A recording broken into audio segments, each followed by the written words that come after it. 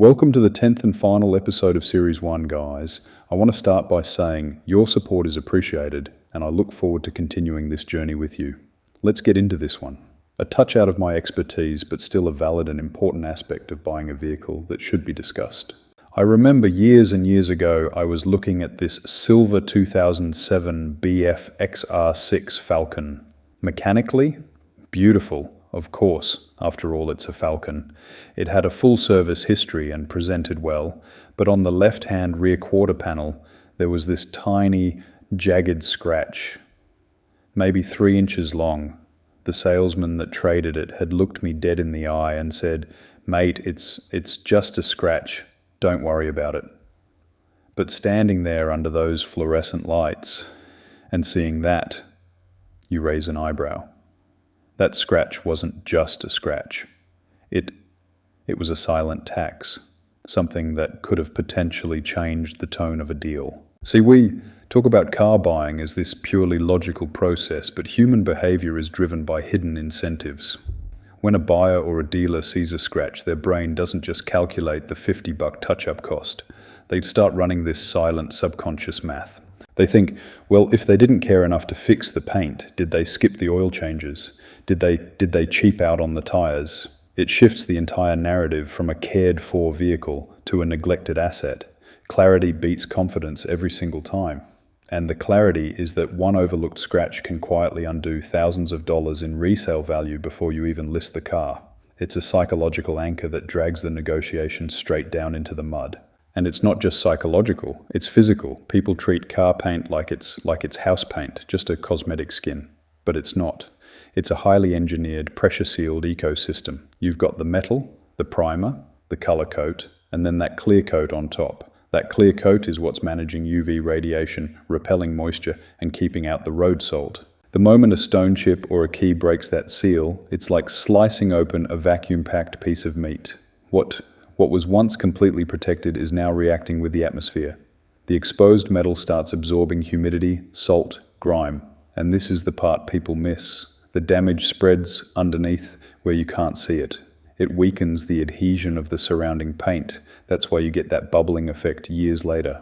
You think it's a new issue, but no, it's let's say the compound effect of that harmless little scratch you left untreated 18 months ago. You traded a quick, inexpensive polish or a local touch-up today for an expensive rust cutting and panel correction job tomorrow. It's a classic case of paying a premium for delay. Put it this way, I once had a trade-in on my yard that had a resprayed right-hand rear door when I valued it. I said, okay, the last owner has fixed a mistake here. No issue with that. He took pride in everything else on the car, so why wouldn't he here?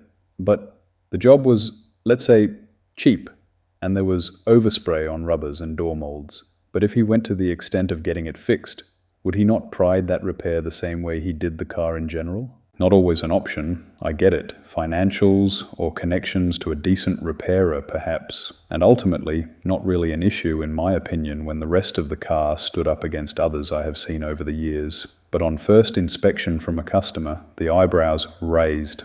A question to why the car had been resprayed and a defensive stance was taken. I had to explain that the previous customer had it done, well, from my knowledge anyway, and then proceeded to ask him this question.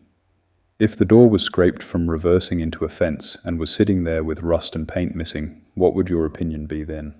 Let's just say, fortunately, he saw how good the rest of the car was too. Okay, so how do we actually navigate this world without getting taken for a ride? Because the repair industry is notorious for withholding or the lack of explaining the reason behind the costs. They've got the technical info, and you've just got a damaged car and a sinking feeling in your chest. You need to understand the spectrum. Let's break it down by what's actually happening to the car. First, you've got your light scratches and swirl marks. These are the ones that only live in the very top layer of the clear coat. If you run your fingernail over it and it doesn't catch, it's light. The fix here is relatively simple, a machine polish. We're talking maybe $150 to $600, depending on the size of the area or extent you want to go. It's, I guess you would call it, literally just leveling out the clear coat with a dual action polisher and some abrasive compound to make the surface flat again so the light reflects evenly. But once you get into deep scratches and stone chips where you can actually see the grey primer or the bare, shiny metal underneath, polishing won't touch it. It's gone, and you're looking at $300 to $900+. So this is where you have to choose your tool. And this is a massive decision point for your wallet. Do you need a mobile driveway specialist, an independent smaller operation setup, or do you need a full-blown smash repair shop? If it's a cosmetic scuff on a bumper edge or a couple of stone chips on the bonnet, those mobile guys like Smart Paintworks or another type of local independent are best for the fact that they can actually do a remarkable job right in your private driveway. As long as you've got a flat surface and some space around the car, they'll match the paint code, prep the area, spray and blend it on site.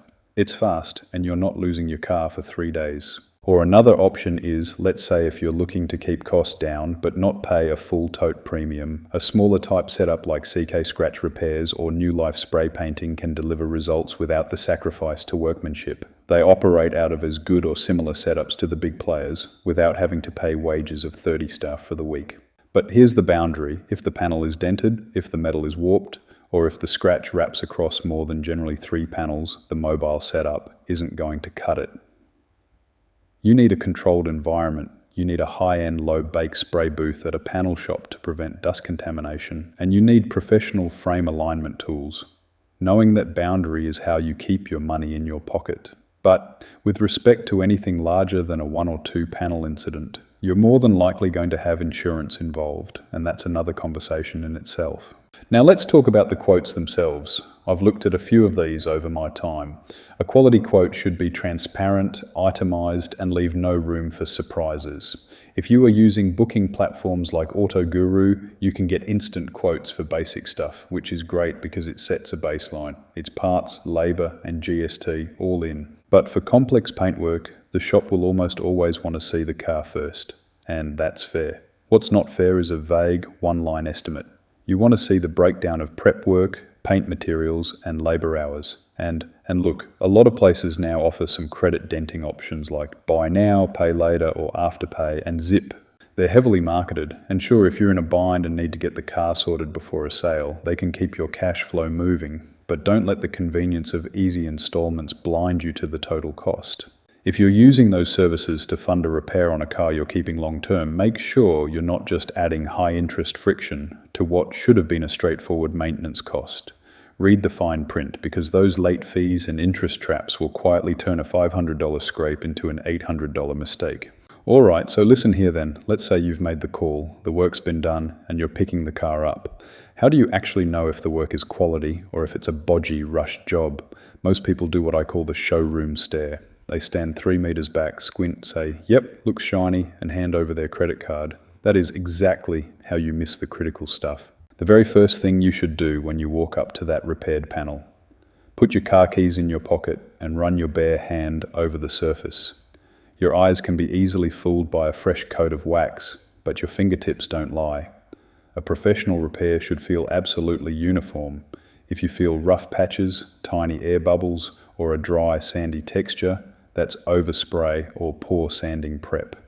It means they didn't mask the car properly or they rushed the final polish. It's a dead giveaway of shortcuts. Next, check the gaps. Look at the space between the repaired panel and the ones next to it. Those panel gaps should be dead even from top to bottom. If the gap is wide at the top and tight at the bottom, or if the door rubs slightly when you open it, the panel alignment is out. That tells you they didn't take the time to reassemble the car properly. Or worse, there's unresolved structural damage underneath. And then the ultimate test, the light. Never inspect a paint job in the shade, or under patchy cloud cover, or inside a dimly lit workshop bay. Get it out into direct, bright sunlight, or under a strong, single-point inspection light. Look at it from an angle, not head-on. What you're looking for is color match and blending.